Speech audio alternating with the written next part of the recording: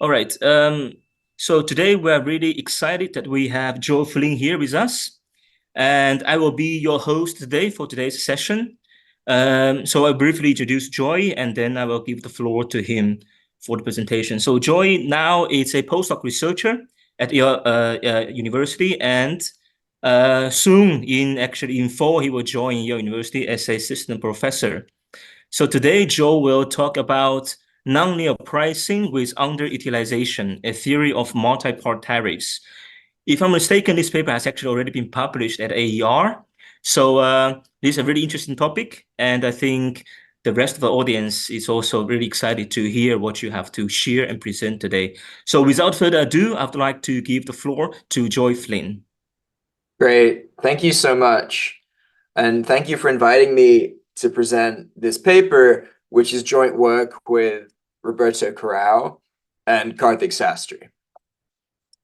The core motivation for this paper is to understand why it is that digital goods are often priced quite differently from physical goods. So I've just printed some examples here, including the Wall Street Journal, Facebook, Amazon Prime, the old logo for Twitter, it's now X, and also Spotify.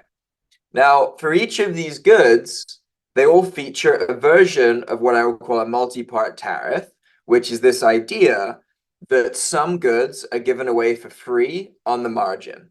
So to be specific, a multi-part tariff might take the form of a free trial, where some amount of the good you get for free at a zero marginal price, and then you have to subscribe or pay a strictly positive marginal price. Similarly, some of these goods are characterized by what I might call an unlimited subscription, where you can pay for little bits of it at a positive marginal price, but then you can have access to an unlimited amount for a zero marginal price after paying a fixed fee. Many of these goods, for example, like the Wall Street Journal online edition, have both a free trial and an unlimited subscription or a premium tier. And so for many of these digital goods, we see something that's a little unusual, at least for physical goods, where we have these regions in which the marginal price of the good is zero. Of course, the limit case of this, that's common for social media, for example, is that it's priced at zero on the margin at every possible level of consumption. The good is given away for free. And that's an even more special case of this phenomenon that's very common for digital goods. But we don't really see it for physical goods. So if you go to the store and you want to buy bananas or fruit, you're never given a free trial for bananas. You can't buy a banana subscription. So why would it be true that digital goods are priced in this qualitatively different way than physical goods? So we want to understand what explains these tiers of zero marginal pricing. We want to understand how different features of these products might map to different multi-part tariff pricing schemes, like a free trial or unlimited subscription. And then finally, we'd like to understand the welfare implications of this. What makes these goods distinct, and should it make us think differently about regulations, for example, on privacy or regulations that otherwise limit the ability to extract revenue from users? And I wanted it to be clear that I really want to take questions throughout, if you have any. So please feel free to, cut me off at any moment if anything is unclear. So let's get into the model. So it's going to be a standard nonlinear pricing model with a perspective that nonlinear pricing is screening. That is to say, people out there are heterogeneous in their willingness to pay for the good, and by offering a menu of different options, you can extract maximum surplus from all of the potential different buyers.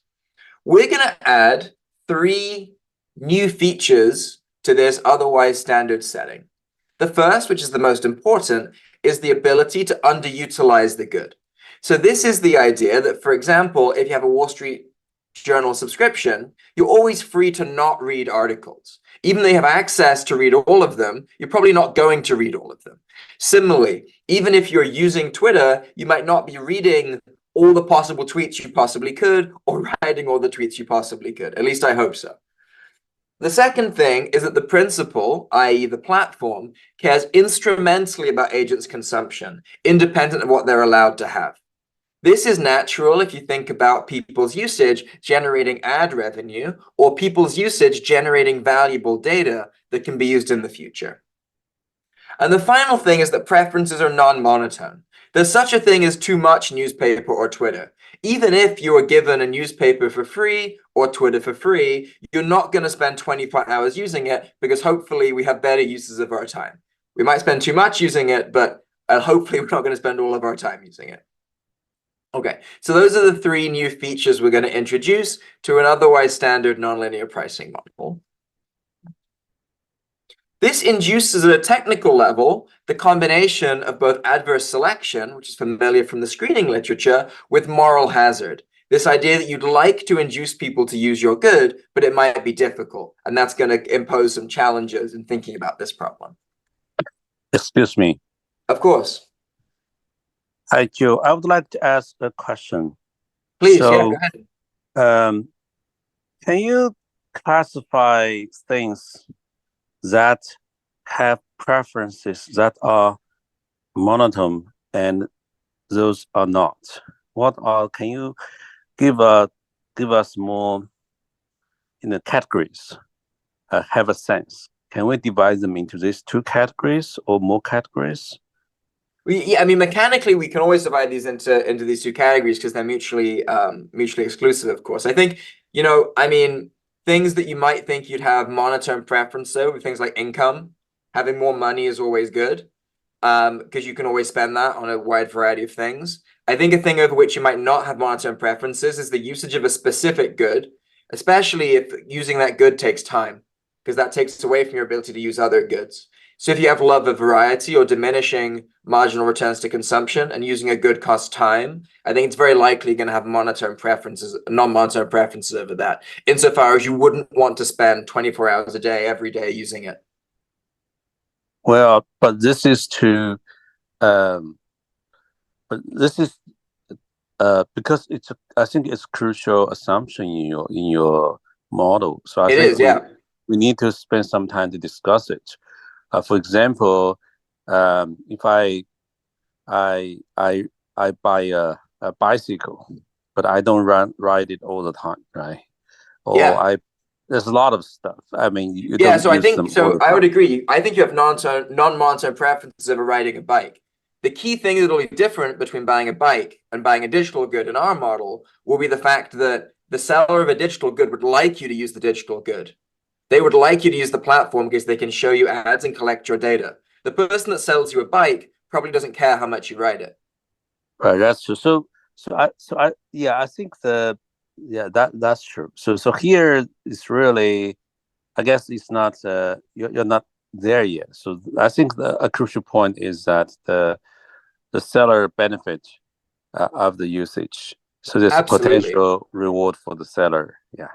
Yeah, absolutely. I mean, if the seller doesn't benefit from the usage, they don't care about the fact your preferences are non-monotone. In fact, because of information rents, they'd always like to sell you less than you would like yourself. So that constraint would never bind unless for some reason they want you to use the good more than you want to use the good. Yeah, so I think that's cool. So I think you could have explained probably a little bit clearer in the paper in the context. Basically, there's one type of goods that the seller benefit a lot for people using it, and some others is just the only benefit from the selling price, right? That's the key. Absolutely. So yeah, that's one of the three. Like I was saying, that's one of the three key ingredients. You both can underutilize. I would like you to utilize it, and you might not want to use it infinitely. Right. Okay. Those are the three key assumptions. Exactly right. Got it. Okay. Yeah. Great. And also, Joe, a quick question from the audience. This one audience said, "Why do you call it a tariff rather than just pricing?" Oh, so this is, just a standard technical use of language in the nonlinear pricing literature, where you refer to the mapping from what you buy to what's sold as the tariff. Just terminology. Yeah. It's not like a tariff in like the trade context or anything like that. It's just some language from the literature, basically. Right. Okay, great. So what we'll show is that if you have all three of these ingredients, optimal nonlinear pricing is always a multi-part tariff. That is, a pricing schedule that has regions in which some goods are given away for zero marginal price. We'll also say, well, when do you have these zero marginal prices? And you'll have them exactly when the marginal revenue from selling the good dominates the information rent that you'd have to pay the consumer at each point. And so this is going back to one of those original questions where it's like, well, why would you want to give this away for free? It has to be exactly that your marginal revenue from them using the good is sufficiently high. So if it's zero, this would never be true because information rents are always costly on the margin. Great. So for example, what in the context of the Wall Street Journal, what's going on? Well, we'd argue that the Wall Street Journal would like to pay users to read the marginal article because they can show them ads. So why do they go for a multi-part tariff? Because the next best thing that they can do is give the good away for free. That induces the maximum incentive to use the good to which the seller has access in the presence of feasible underutilization. Well, this must be, firstly, we still pay to read Wall Street Journal, and I don't think they have any inclination to. So I think that it's possible that you are maybe extracting this a bit too far. You're assuming that they gained a lot more mileage by the buyers using it. Practically, probably a very important portion of the income of Wall Street Journal come from the subscription. Oh, and totally. plus, But I'm not saying that the Wall Street Journal should be free, right? I'm just saying that there are some points where they should give things away for free on the margin. So just to fix ideas, let's look at what I'm saying the price schedule should look like, and then maybe let's get back to this. So the Wall Street Journal, as a matter of fact, you're exactly right, offers both a free trial and an unlimited subscription. What does that mean concretely? Well, it means that if you're consuming a lot, you pay a zero marginal price for the Wall Street Journal. And if you're consuming very little, you pay a zero marginal price, right? So more generally, our model is going to rationalize various forms of pricing, where if you have a zero marginal price, it can happen at different points.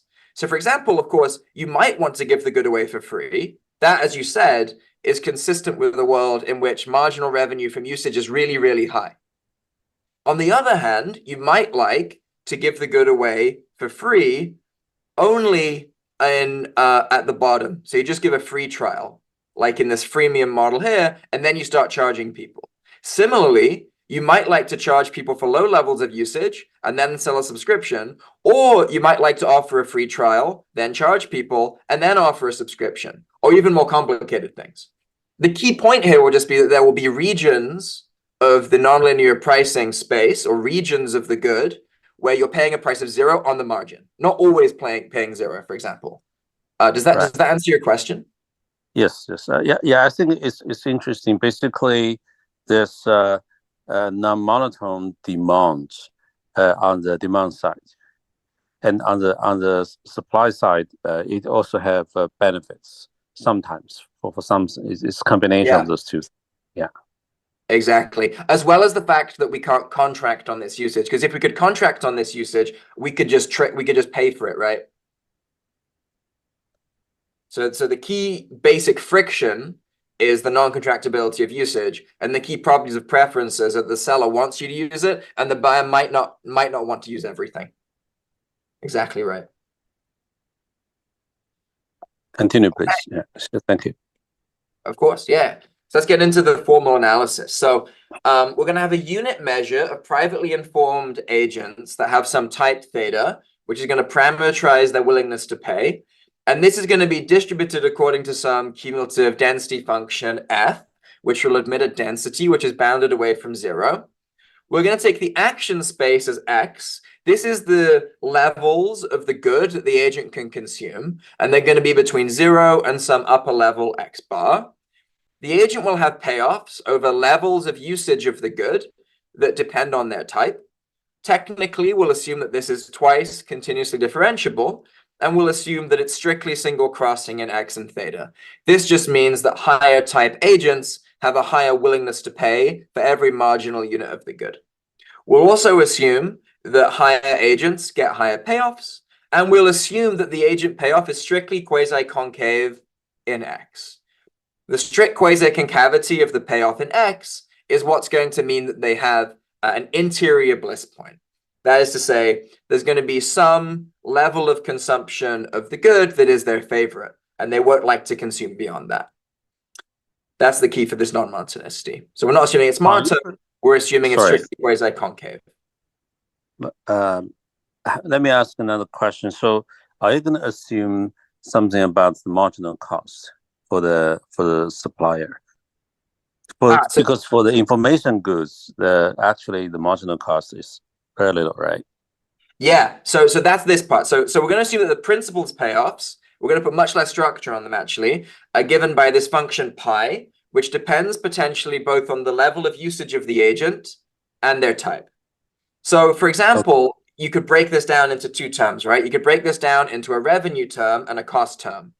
And all of our results will be entirely consistent with the cost being 0, like for digital goods, right, which are freely reproducible, while the marginal revenue is positive because you can show ads and generate data. And in fact, what I'll show is that if the costs are always 0 and marginal revenue is strictly positive, then the optimal pricing necessarily is a multi-part tariff, and some goods have to be given away for free. Okay. So not only can it happen, it must happen in the case you're describing. Okay, so it's just some final definitions. Well, if someone doesn't consume the good, they're going to get a payoff of 0, which is their outside option. Similarly for the principal. And then we're going to assume that there's transfers between the agents. So the buyer can pay the seller and the seller can receive money from the buyer. Okay, so this is like the standard nonlinear pricing model, just with some more general payoffs and type distributions. Okay, so how are we going to model underutilization? Well, we're going to do this via what we call a disposal correspondence, which says, let me take in all the possible things you could be allocated, and then let me return the set of possible things you can do. So we have some other work in which we think about other more richer forms of contractibility. But for today's paper, we focus on the case of free disposal, which is the set where this correspondence is given by 0 up to x, which simply says, if you're given x, you can consume anything between 0 and x. You can just choose not to use this good. That's all this is saying mathematically.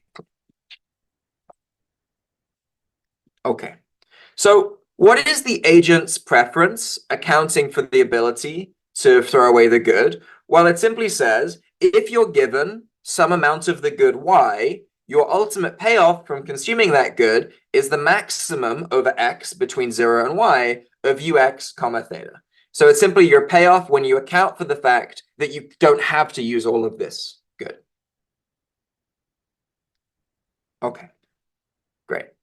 So let's set up the nonlinear pricing problem, and we're going to take a mechanism design approach. So by the revelation principle, we can think to saying, as a function of the agent's willingness to pay, what is it that they purchase? This is going to be given by the mapping C. The second thing that's important to keep track of is not just what they purchase, but what they actually end up consuming, which is going to be described by the mapping phi. So with full contractibility, which is what people typically work with in mechanism design, mechanically, C would have to equal phi. But in our setting with free disposal, phi can be less than C. The tariff, apologies for the language again if this is a little non-standard, the tariff is the mapping from what agents buy to the amount that they pay. Okay, so what is the problem of the principle in this problem? Well, let's just look at the objective for a second. So their problem is to maximize their total payoff from the agent's consumption, which is this pi function, plus any transfers they get from the agent's purchases integrated over all possible types. And they're going to choose the consumption function, the purchase function, and the tariff such that it's actually implementable. What defines implementation in this setting? Well, there are 3 constraints. The first of which is obedience, which is to say, if the agent is given Xi and you want them to consume phi, they should actually want to do that. That is to say they have non-monotone preferences and you give them Xi and it's beyond their bliss point, they're going to have to come back to phi. So phi and Xi are going to have to be mutually consistent. The second thing, which is standard, is incentive compatibility, which simply says that the consumer should actually want to buy what the mechanism is asking them to buy. And then the final constraint is individual rationality, which says that the consumer should actually wish to participate in the mechanism. Are there any questions here? Okay. So why are we modeling a setting with free disposal? I think arguably this is the key assumption in our setting. And the argument is that it's very hard for sellers to actually monitor consumption, and it's very hard to pay for clicks. So for example, I want to go through this case study of alladvantage.com. And this is a quote from a New York Times article from 1999. Ryan Harmon, a 26-year-old technology salesman in San Francisco, received an email message about a company that was offering people up to $20 a month for something he did every day, surf the web. The company, alladvantage.com, was ready to pay people who signed up 50 cents an hour for every hour they spent online, up to 40 hours a month. All the prospective surfers have to do is tolerate an on-screen device called the view bar that features paid advertising. So imagine you were given the option to get paid to be on the internet and see ads. What is the first thing that you would do? Anyone have an easy scheme to make money here? Walk away. Walk away, right? Leave it running and walk away. Precisely because they're paying you for presumably what they think is your valuable usage, but you're essentially going to defraud them by not giving them your valuable usage, and there's nothing they can do about that. Indeed, that's exactly what happened, and that's why this company went bust. So to take this quote from It Pays to Cheat, Not to Surf in Wired that came out the year after, as more and more pay to surf sites come on the market, more and more programs are being written to help rogue surfers bypass the rules and get paid anyway. So that's exactly the moral hazard friction we're highlighting, which is that it's very hard to actually pay people for their genuine attentive clicks. Okay. Great. So that talks about free disposal. Well, where does this, pie come from? So as we just discussed, we can think about this pie as being the revenue that the seller generates from usage, net of the costs of providing the good. For digital goods, we might think that the costs, at least on the margin, are almost zero. And so a justification for why pie might be increasing is revenue generated from advertisement. So for example, you have cost per impression or cost per click business models, which depend on how many ads you're serving.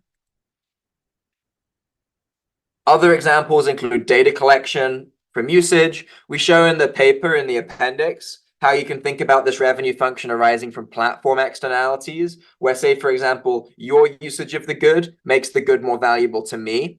And we also show how this can arise from user addiction in a dynamic setting, where I want to get the user hooked on my good today by making them use it so I can charge them money in the future. Excuse me, so can I clarify when you say monitoring consumption? So yeah, you claim that it's difficult monitoring the consumption, but nowadays on the digital, when people use the digital app, so essentially the app owners, they have a way to know how long you've been using this, how many clicks, and what content you viewed. They don't precisely know who you are, so they have but they kind of know a lot of stuff, including what you open, stuff like that, right? Yeah. No, totally. So Yeah, sorry, go ahead, please. Is that the belonging to, you can monitor them or not? Yeah, so of course they can see, whether or not clicks are happening on your device and whether or not something is being watched and even what's being watched, right? At the same time, they can't tell if it's you, a legitimate human, doing that, or it's a bot or some program you have to surf on the thing.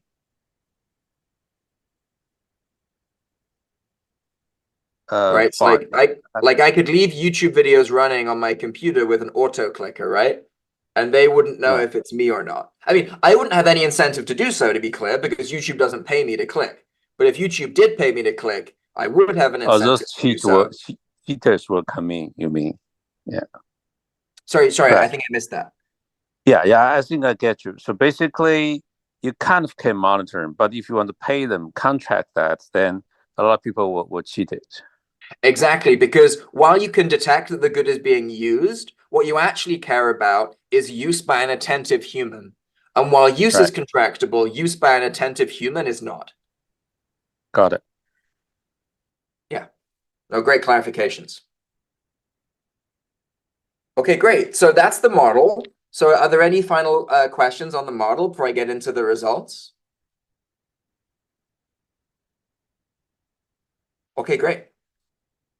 So let's define some things so we can solve the optimal pricing problem. So let's define the agent optimal level of consumption by the function phi a, which simply asks, essentially, if the good were available for free, how much would the agent want to consume? So of course, if the agents have monotone preferences, this is just the maximum level of consumption x. If they have non-monotone preferences, this is something between 0 and x bar. We'll define the virtual surplus function as the sum of the revenue from usage that the seller gets, the utility from usage that the buyer gets, minus the inverse hazard rate times the marginal change in utility as the type changes. So as is familiar from kind of standard nonlinear pricing or mechanism design problems, this determines what are the total gains from trade between the buyer and the seller after accounting for the information rents that have to be paid to ensure local incentive compatibility. So in the setting, which might be more familiar, where u is linear in x and theta, this reduces to being pi x theta plus theta minus 1 minus f over f times x, which is like that usual like virtual type thing. This is just the generalization of that idea to when the preferences of the buyer are nonlinear, if you've not seen this before. And we're going to assume that the virtual surplus function is strictly single crossing in x and theta and strictly quasi-concave in x. In the appendix in the paper, we relax these assumptions and consider the case in which this is not single crossing. We'll then define the producer optimal level of consumption as the pointwise maximum of the virtual surplus function. This would be the standard solution to the nonlinear pricing problem in the absence of free disposal. And it would simply maximize the total surplus net of information rents. Okay. So with these objects in hand, we can state our characterization of the optimal contract, and it turns out to be really simple. So in any optimal contract, what we show is that the agent's consumption is given by the pointwise minimum between the principal optimal level of consumption and the agent optimal level of consumption. Intuitively, the agent optimal level of consumption acts as a constraint on how much the principal can get you to consume. Because in the presence of free disposal, you would never consume more than your bliss point. And so it turns out what the optimal thing to do is to simply take the optimal level of consumption you would have in the absence of the free disposal constraint and cap that pointwise by the agent's bliss points. Once you have this optimal level of consumption phi star, you have the following formula for the optimal tariff that essentially follows from the envelope formula. And you know that purchases have to be generated according to equation 4. Okay, so that's a full characterization of the optimal contract. What we're now going to be interested in is the qualitative features of the optimal contract and what the welfare implications of this contract are. Any questions here?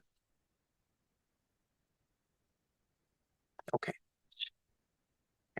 So just by way of how we actually prove this, what we do is we extend the taxation principle and show that you have a version we call the monotone taxation principle, which means that a tariff is implementable if and only if it's monotone. And we show that this monotonicity in this environment is equivalent to capping the allocation that you give people. And then we show that the pointwise maximum in this regard actually maximizes the principal's payoff.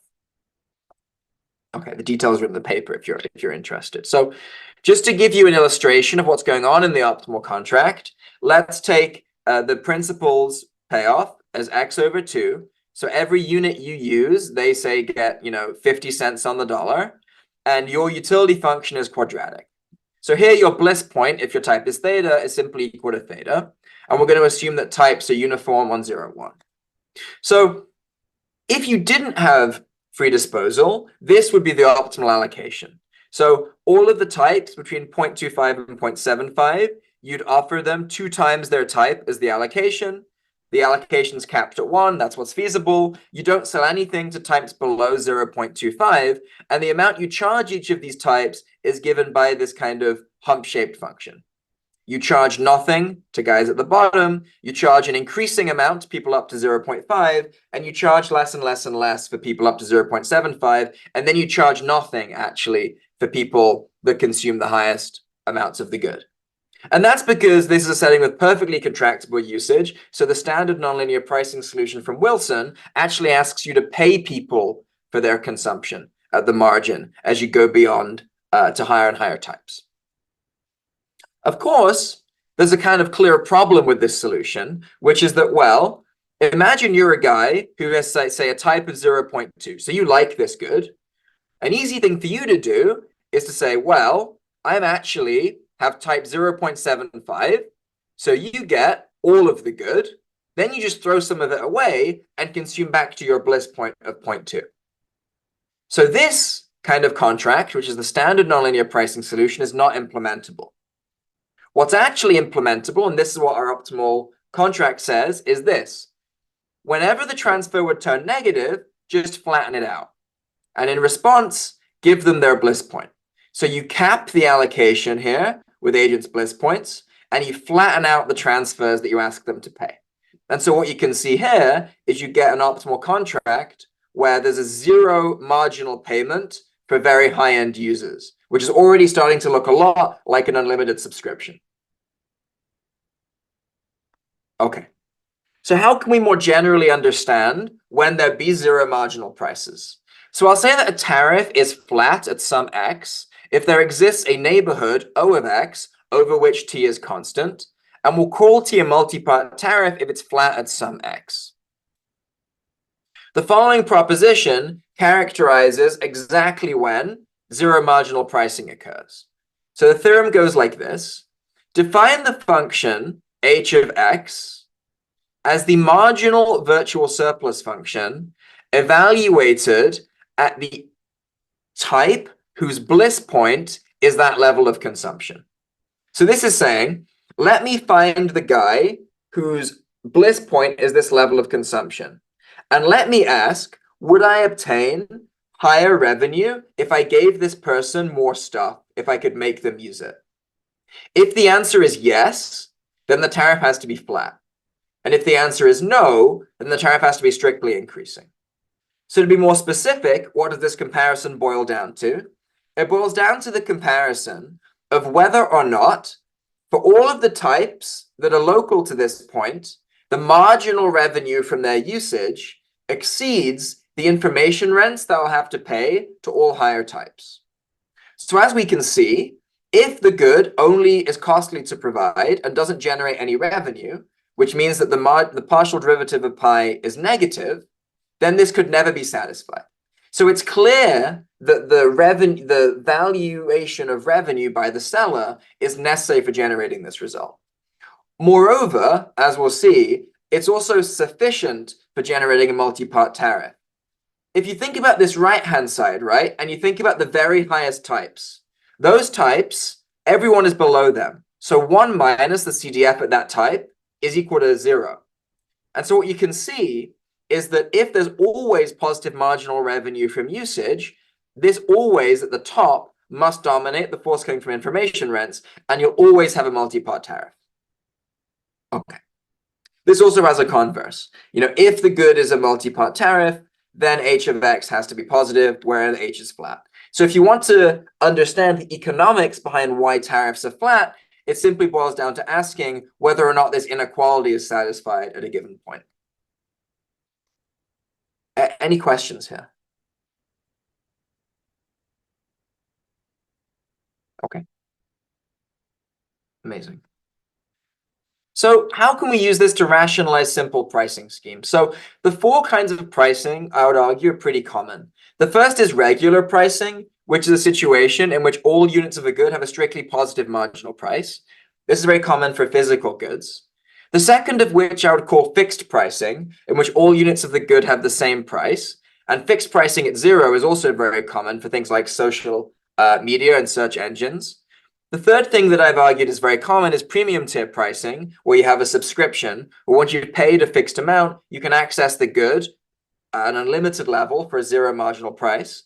This is very common for content streaming platforms. And then another common form of pricing is what I'll call introductory offer pricing or a free trial, where initial units have zero price and subsequent units have strictly positive price, which is very common for cloud storage and games. What our results say is that these forms of pricing are rationalized precisely by the following conditions on the model. That is to say, if h of x is always less than zero, then optimal pricing is regular. As we've discussed, this would always happen if the good generates no revenue for the seller and is only costly to provide. So it explains why physical goods will have regular type pricing. By contrast, if the marginal revenue from usage always dominates information rents, which you'd expect to be true in a setting where the marginal revenue from usage is really high, then optimal pricing is fixed. So this is kind of like what we see for search engines and social media. By contrast, if h of x is negative, if x is lower than some threshold, and positive otherwise, then optimal pricing is going to have the premium tier form. That is to say, is it true that marginal revenue, net of information rents, is really valuable for high levels of usage? On the other hand, if you have h of x positive for low levels of usage and negative otherwise, we'll get a free trial. And you might think that this would be very common if you have really diminishing marginal revenue from usage, perhaps because once someone signed up and used the platform a bit, you have most of their data or most of the value that comes from their usage. And so that's how this model would rationalize a free trial, for example. Any questions here? Okay. So away from these simple pricing schemes, we can also ask, well, when would it be true that you'd have an unlimited subscription or a trial? So I'll say that a price schedule has an unlimited subscription if it's flat at the highest level of usage, and a price schedule features a trial if it's flat at the lowest level of usage. If you want to ask if optimal nonlinear pricing schedule has an unlimited subscription or trial, you actually only need to compute a few numbers and ask if they're bigger or smaller than zero. And so we find this useful as a diagnostic test for whether or not nonlinear pricing should take the form of multi-part tariffs. So the first result is that the price schedule features an unlimited subscription if the marginal revenue of the seller from selling to the highest possible type, when you give the highest possible type their bliss point, is strictly greater than zero. So this is what I was saying earlier. There are no information rents that you pay on the margin for allocating more to the highest type.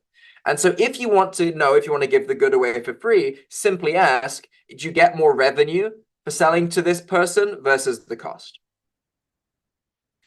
If you want to ask if you have a free trial, it's a little more complicated. You have to ask, are there enough low type guys who give me a marginal level of revenue when I give them their bliss point versus the information rents I have to pay to all higher types from allocating more to the lowest type agent?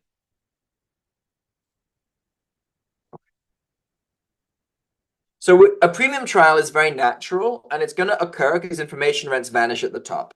And a free trial is slightly harder to obtain in the theory, and it relies on an idea that there are very high revenues from initial usage. As I've argued might be true if initial impressions or initial data is more valuable than subsequent impressions or a little extra data. Okay. So this is me showing in a modified example from earlier on where I take the same setup, but I allow the principal's revenue to be quadratic, how you can generate all of these different forms of pricing. So regular pricing, fixed pricing, a premium tier, and introductory offer pricing.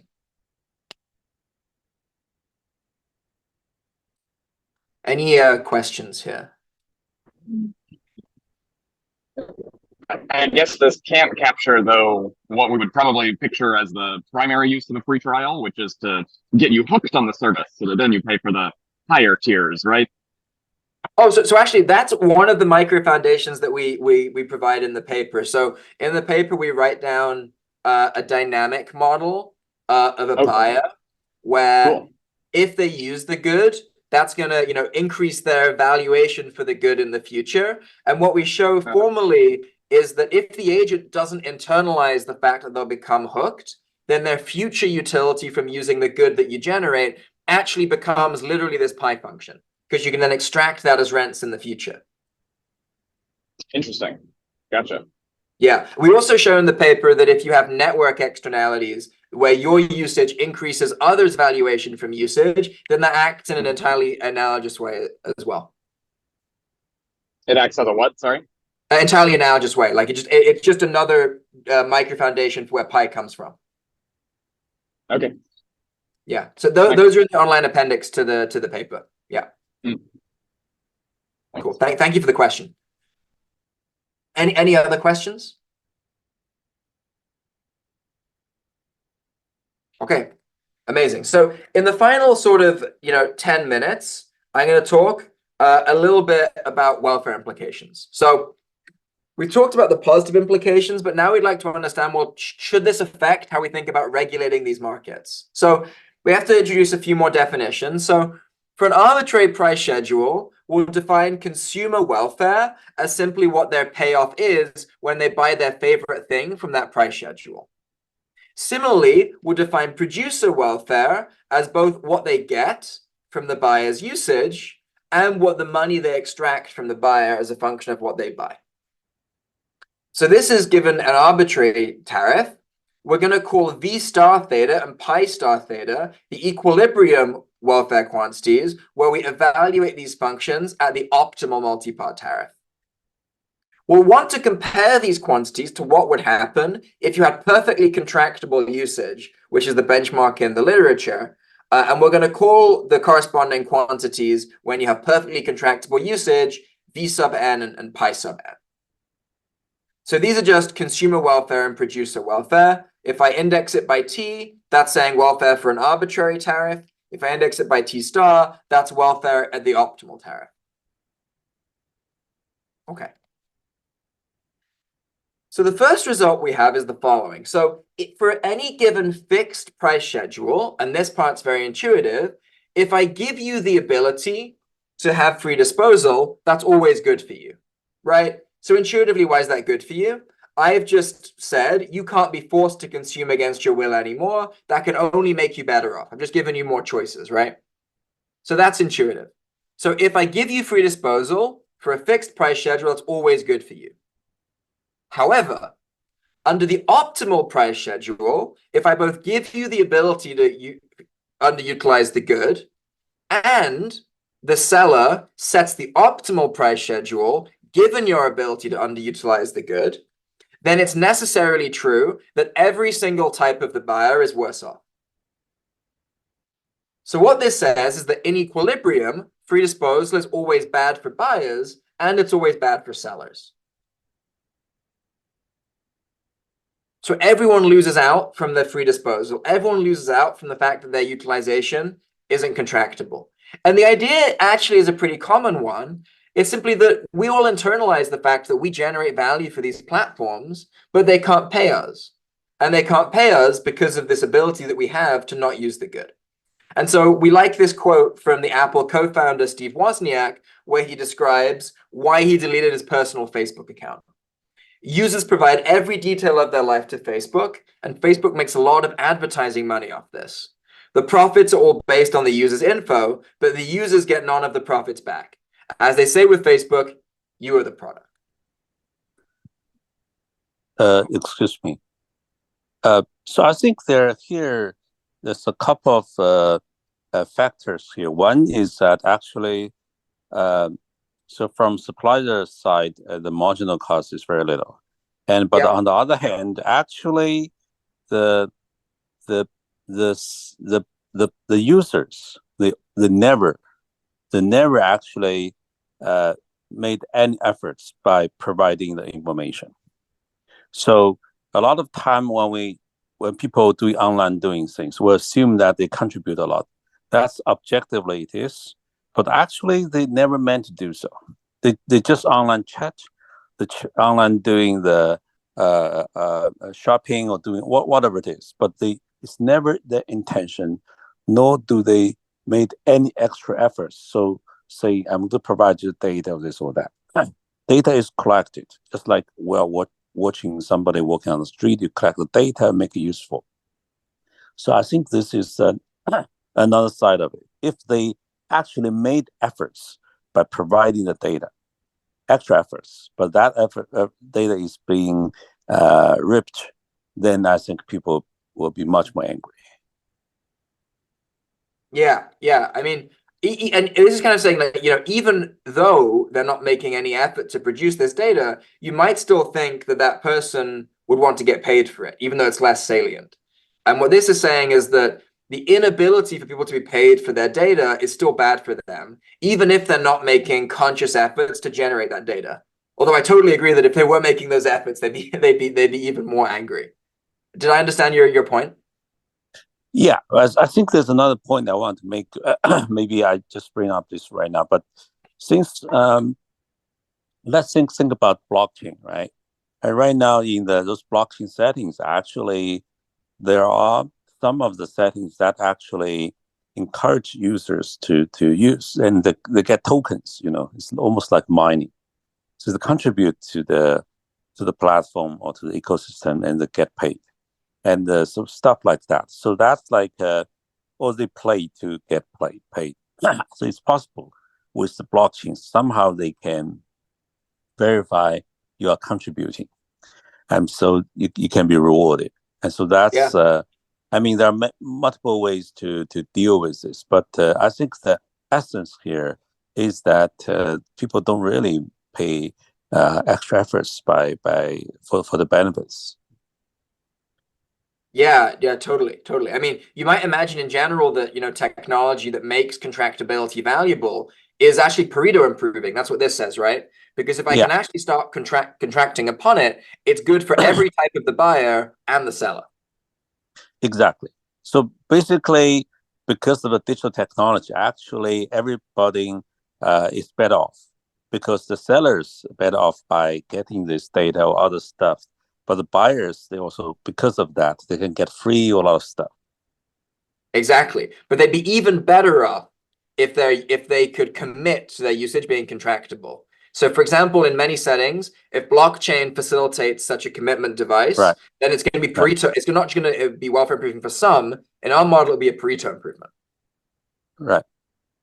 Which we think is really interesting. And it speaks a little bit to the value of privacy in this setting as well, because this model says that at least at an economic level, privacy has negative value. Yeah, exactly. Yeah, agree with you. Of course, you might value privacy non-instrumentally, and that's perfectly reasonable. This is just about the economic incentives. So basically, it's I think that's more like, because privacy actually it's a vague concept, right?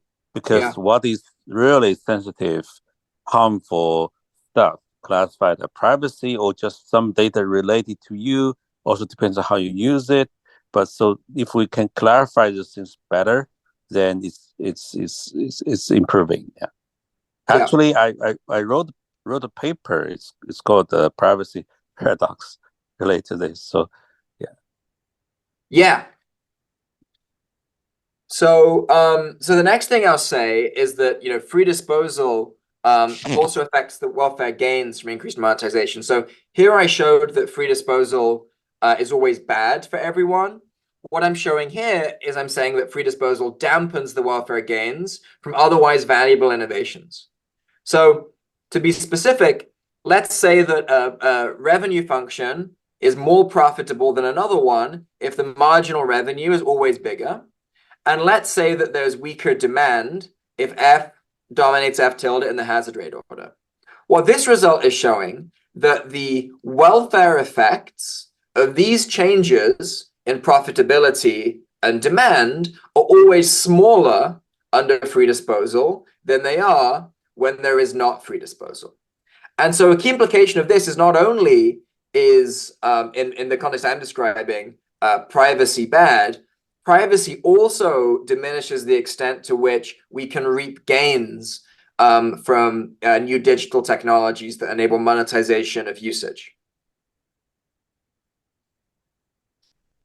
Okay, and so in this context, we have this, this privacy paradox that I don't think it's in your sense, it's in the sense of Glenn Weil, where the only way to properly reap the benefits of the surplus generated by targeted advertising is to surrender additional privacy by enabling tools to more precisely monitor usage and attention. Okay, so I'll wrap up and then I'll take questions.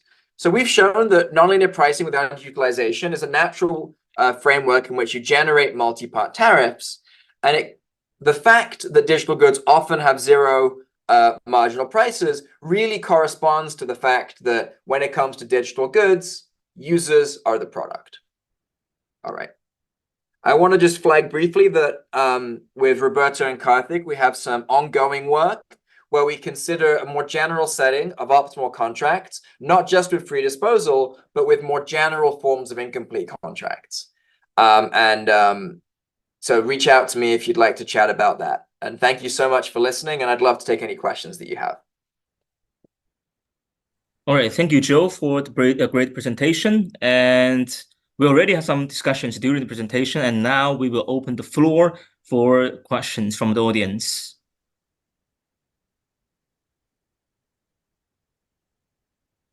Anyone from the audience?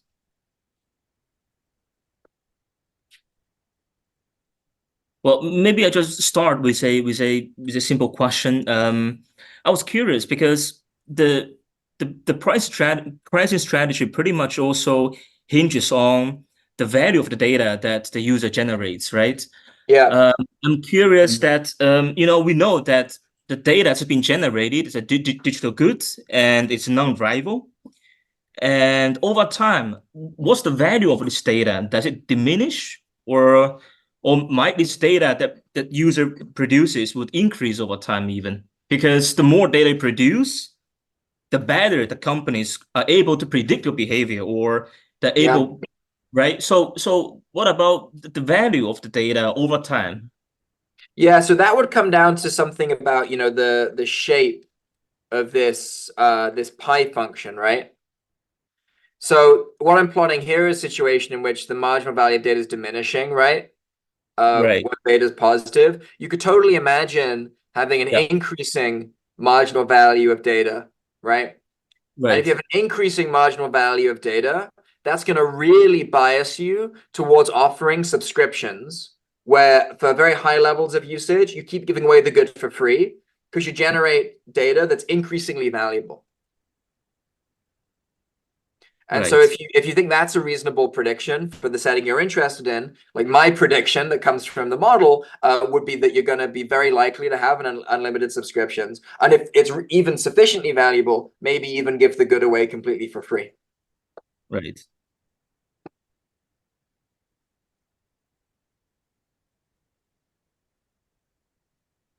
Any questions from the audience? Sorry, yeah, because anybody else? If no other, I'm going to ask. I've got one more question regarding the implication of the welfare. I think, well, if you consider the producer heterogeneity, top producers should benefit from, my hunch was that top producers should benefit from free disposal. As free disposal somehow separate different users, right? And the top producers make the most of money out of those ones who are actively using this product. But I think when we get this welfare implication that producers are equally worse off with free disposal, is it because that we ignore the heterogeneity among them? No, so that's not why. So in the model I've written down, right, I've allowed for the principal's payoff to depend on type in a pretty much unrestricted way, actually. So I've allowed, for example, for the model to capture that the highest quality users are where most of your revenue comes from. So that's not why. The reason why it actually happens is simply because if I am the seller and I don't have free disposal, if I go to this problem, that destroys this implementation constraint. So I can just implement a strictly larger set of mechanisms, and so I must be better off in the absence of free disposal because I have additional tools of contractability at my disposal. So it's not possible that I could be worse off. But what happens under network effect? If under network effects, the same is true. So under network effects, on the consumer side, right? You as the principal are going to internalize that these network effects exist, and you might choose different allocations. You might choose to charge lower prices to exploit these network effects better. That's definitely for sure. But just as a mathematical fact, you just have fewer implementation constraints when you have stronger contractability. And so you must always be better off if you're setting the optimal contract. Okay, thank you. Yeah, but you're exactly right. It doesn't mean they're going to charge higher revenue. They might substitute from charging more money to encouraging more usage. Now they can make people use the good, and that could generate them revenue in other ways. Yeah. So I'm not saying they make more money in terms of just revenue. I'm just saying that their total payoff from both revenue and the value of usage, it must be higher if usage is perfectly contractable. Yeah. Okay. Hi, Joel. May I ask a question here? Of course. Thanks for the nice presentation. So my question is, depending on this edge function, you basically have 4 different types of pricing strategies. So for instance, you have this this freemium. First, you try the good for a while, and then later you will pay. I mean, the user need to pay for the good. So it's more like the experience good, right? In the traditional literature, right? So my question is, so how do we link this? So what we can say about this function in which situation is more likely to be an experience good, for instance. Why other types, for instance, you give some concrete examples here. Why in some cases it looks like experience goods so basically how do we link this this general form to specifics of the environment, for instance? Yeah. I think the most general answer to that. So if you want to understand when you get a subscription. So are you asking for subscription or free trial? Sorry.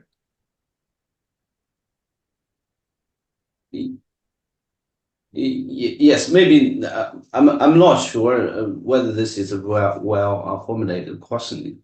It's basically how to link. Yeah, just some. Sorry, sorry, I didn't mean to cut you off. Say it again. Sorry.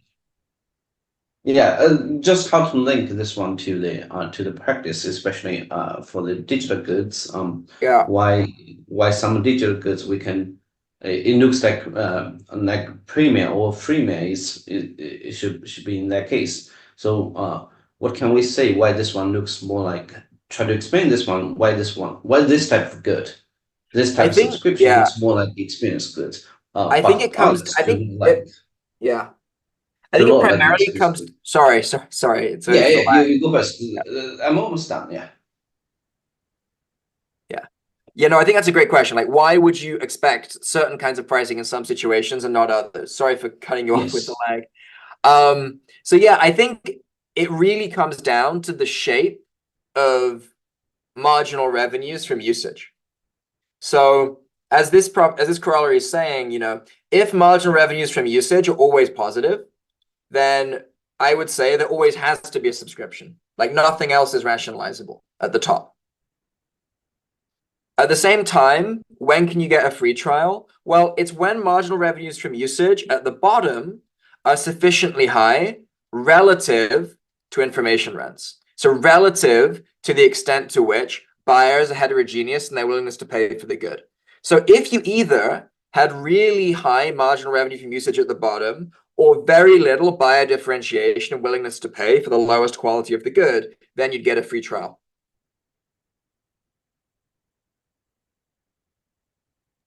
And whether or not Okay. those things are true, I think depends intimately on the nature of the product and the buyers in the market. Sure. And thanks for the a related question is basically in this type of setup, it's like it looks like a monopolist a seller.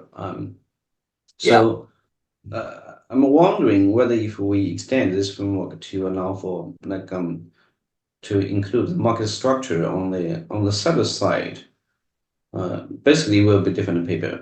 So that we've done in a specific way. So in the appendix to the paper, we extend the model to perfect competition. okay. So the opposite of monopoly. And what we show in the appendix is that under perfect competition, price schedules always have to be more flat than under monopoly pricing. That is to say, any point at which it's flat under monopoly pricing, it must also be flat under perfect competition. Okay, that sounds good. But of course, a case with oligopoly or something more sophisticated, that's something we've not studied. That'd be very interesting. Mm-hmm. Another important feature, I think presented in your work is how do you link this one to the network effects? Because for digital goods, typically, especially like the social media accounts, you have this type of network effects. So this one definitely affects the pricing strategy of the brand of the seller, right? So we show in the paper that if you have network effects in consumption, which is to say, if agents' valuation for the good is higher when other agents use the good more, we show how you can map that model into our model, where the utility that agents get from other agents' usage actually becomes the pi function. Okay, thank you. So that provides a micro foundation actually for where revenue might come from. And that just like addiction, as I was discussing earlier. Okay, thanks. Yeah, that's in the online appendix to the paper. Sorry, I didn't have time to go through it today. No more question from me. Thanks. Any one last question from the audience?